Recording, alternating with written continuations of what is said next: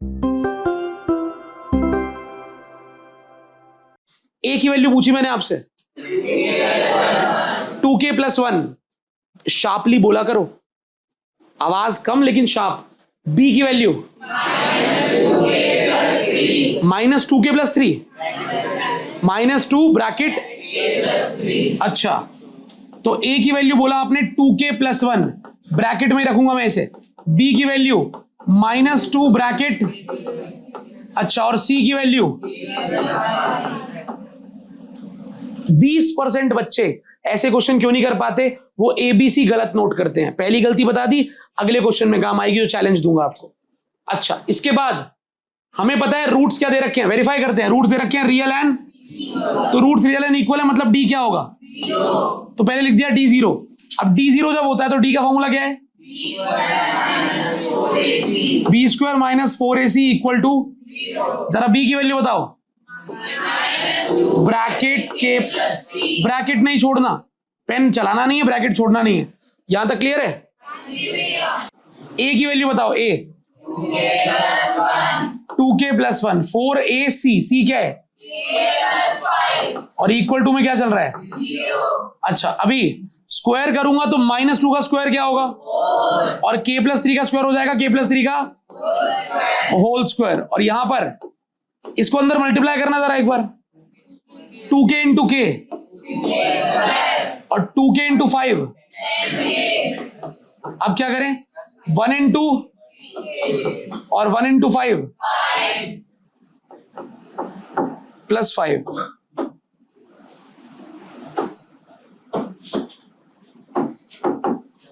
= में क्या चल रहा है? जरा इसके स्क्वायर को ओपन करेंगे आइडेंटिटी लगा के। 4 बाहर बैठा है, k² + 6k। श्योर? अच्छा, यहां भी 4 बाहर है।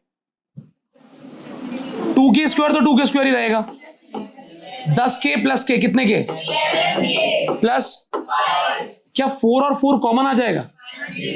तो 4 को कॉमन ले लिया और अंदर क्या बच जाएगा बताओ? k² + 9। अच्छा, अब माइनस को अंदर लेके जाओ ब्रैकेट के। -2k² आगे 20% बच्चों की गलती यहां होती है एबीसी में। अगले 20% की गलती यहां होती है स्क्वायर ओपन करने में, ब्रैकेट ढंग से नहीं लेते। अगले 20%, आंसर सही बस 10% का आता है। नेक्स्ट 20% गलती होती है, कहां होती है? जब वो माइनस को अंदर ले जा रहे होते हैं। वो माइनस को नहीं ले जा पाते अंदर, ऐसे ही ओपन कर देते हैं, तो वहां गलती हो जाती है। और यहां पर क्या चल रहा है? = में k² - 2k² माइनस का k², 6k - 11k -5k। अच्छा, और 9 - 5 प्लस का 4, और ब्रैकेट के बाहर कौन बैठा है? = यार ये मल्टीप्लाई वाला 4 = के उस तरफ जाएगा तो डिवाइड में हो जाएगा। और 0/4 क्या होता है? अच्छा, तो अब ये बताओ, यहां तक तो सही जा रहे हो भाई। इसके बाद क्या नया करना है? अभी 4 को नीचे ले जाते हैं, तो यहां बच गया है ब्रैकेट के अंदर -k² - 5k आगे +4 = 0/4। 0/4 क्या होता है? 0। चलो, अब यहां पर मिडल टर्म स्प्लिटिंग लगाएंगे। क्या लगाएंगे? अब ये k वाला टर्म जो है वो माइनस का है, तो अगर आपकी क्वाड्रेटिक कभी भी ऐसे बन जाए जहां पर स्क्वायर वाला टर्म नेगेटिव हो, क्वाड्रेटिक बन जाए, तो कुछ मत करो। या तो सबका माइनस कॉमन लेके 0 के पास भेज दो, या फिर हर टर्म को बारी बारी से वहां ले जाओ। = के उधर ले जाओ, यहां कुछ भी मत छोड़ो, 0 छोड़ो, यहां पे उधर ले जाओ सब कुछ। -k² उधर जाके क्या हो जाएगा? -5k प्लस का 4 उधर जाके दोबारा बन गई क्वाड्रेटिक। सही है, इसमें k² प्लस का है ना, स्क्वायर वाला टर्म प्लस का होता है, अच्छा रहता है। तो ये रही क्वाड्रेटिक, ये रहा = 0। अब आपको इसकी स्प्लिटिंग करनी है। स्प्लिटिंग अगर सोचें तो 4 और 1, 5k को ब्रेक कर देंगे 4 और 1। क्या क्वेश्चन है भाई? ए की वैल्यू क्या आई थी इसके? कैपिटल ले लेंगे। क्या लेंगे? क्यों भैया? क्योंकि स्मॉल a b तो वहीं यूज कर रखा है।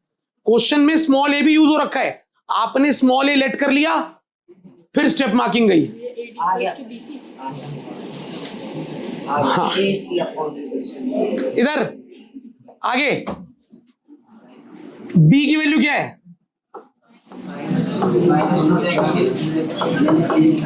ए सी प्लस, अच्छा इसके बाद सी, सी स्क्वायर प्लस, ऐसा ही था। ए बी सी आ गया, और हम जानते हैं डी क्या होगा, और डी क्या होता है? B square minus 4a equal to, मैं सब कुछ कैपिटल में इसलिए लिख रहा हूं क्योंकि स्मॉल ए, स्मॉल बी और स्मॉल सी तो मुझे क्वेश्चन में ही दे रखा है, उसका यूज नहीं कर सकता मैं। तो डी का फॉर्मूला पुट कर दिया, इक्वल टू 0, बी की वैल्यू -2 ब्रैकेट ए सी प्लस बी डी का। अब जिस बच्चे ने यहां पर गलती नहीं करी, अगले 3 स्टेप उसका आंसर आ जाएगा आराम से। ए की वैल्यू ए स्क्वायर प्लस, और सी की value C square plus D square equal to, इधर एक बार ध्यान से, -2 का स्क्वायर क्या होता है? 4, A C plus B D का -4 into A square into C square कितना, और A square into D square कितना, B square into C square, और B square into D square equal to 0। इधर होल स्क्वायर की आइडेंटिटी ओपन करो, A C square करोगे अगर तो ए का स्क्वायर अलग होगा, सी का स्क्वायर अलग होगा।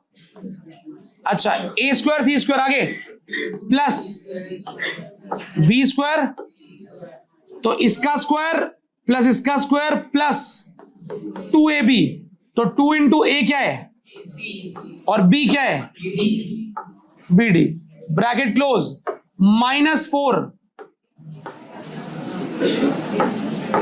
ए square C square, A square D square, B square C square. कुछ कॉमन आ रहा है क्या? 4 कॉमन आ रहा है, तो 4 को कॉमन ले लेते हैं भाई, क्या बचेगा? Plus B square plus 2ac, अभी माइनस अंदर ले जाओ, -a स्क्वायर माइनस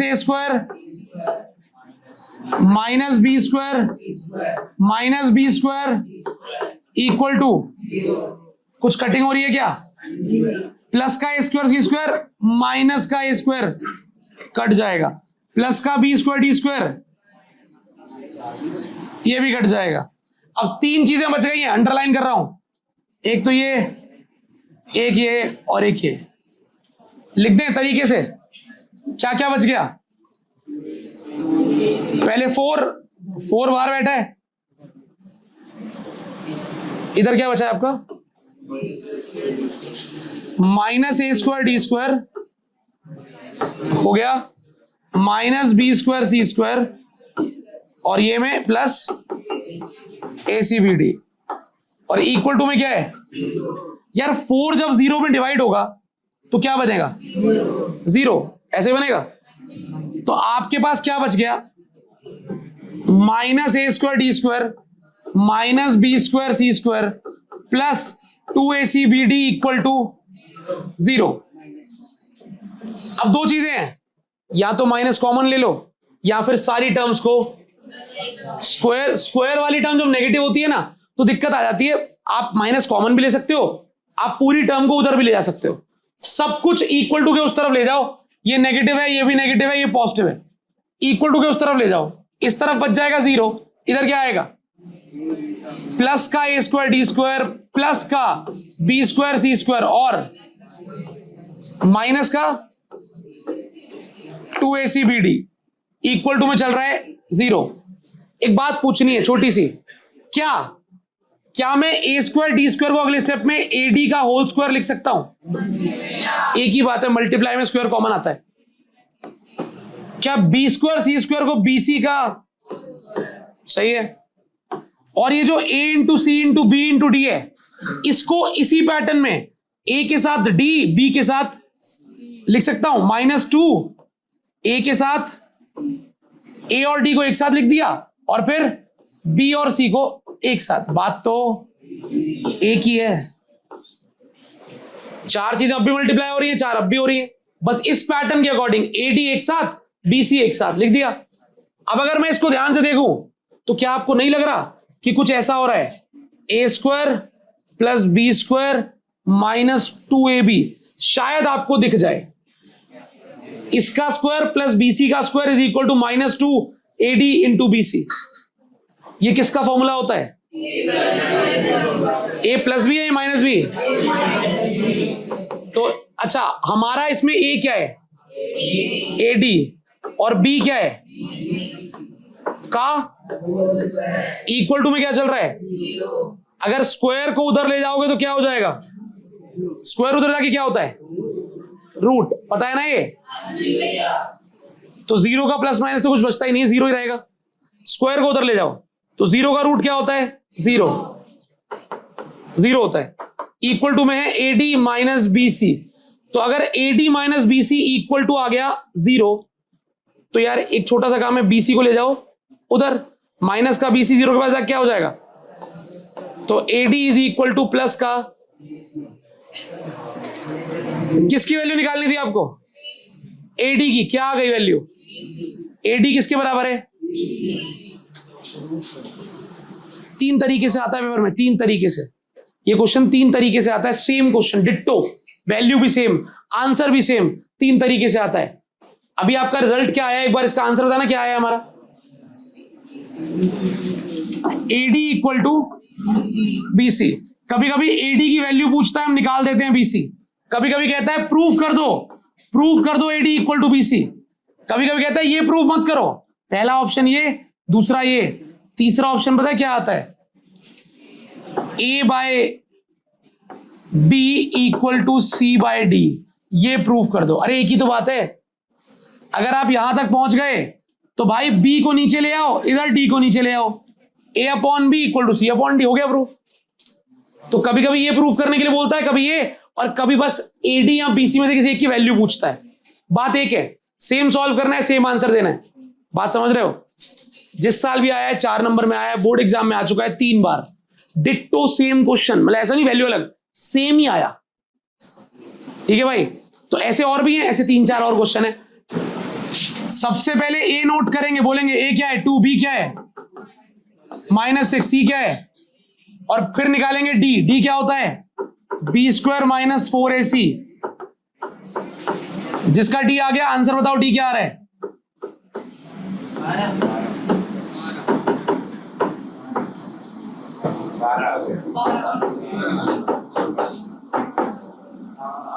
तो रूट्स कैसे होंगे? Real and distinct. D positive है। अच्छा, तो डी तो निकल गया, अब एक्स निकालना है। फॉर्मूला याद होना चाहिए वैसे तो, -b plus minus √d by 2a। एक फॉर्मूले वाला माइनस और एक b की वैल्यू भी नेगेटिव है।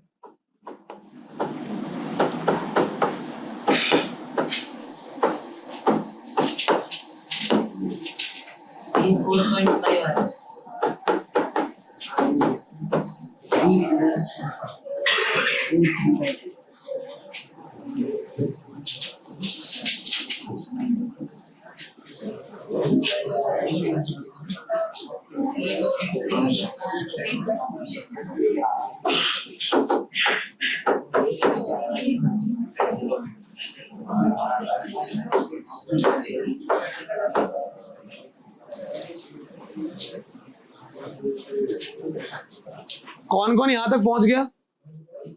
अच्छा जी भाई, -6 को माइनस ले लिया था ना, एक है फॉर्मूले वाला माइनस और एक है 6 वाला माइनस, तो माइनस माइनस प्लस हो जाएगा। यहां तक देखो, √12 को बोलते हैं, √12 को सॉल्व करते हैं ना हम, √12 को लिख सकते हैं अंडर रूट के अंदर, 12 को लिख सकते हैं 4 × 3, और 4 का रूट क्या होता है? 2, तो 2 बाहर आ गया, 3 रह गया रूट के अंदर।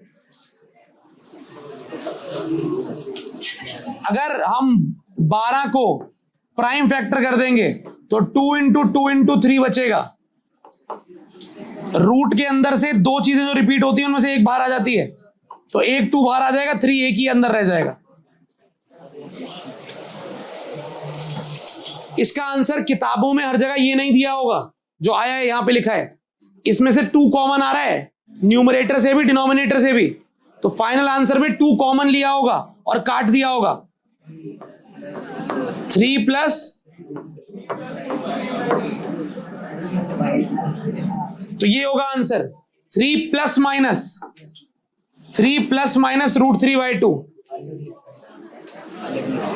अलग अलग लिखना है।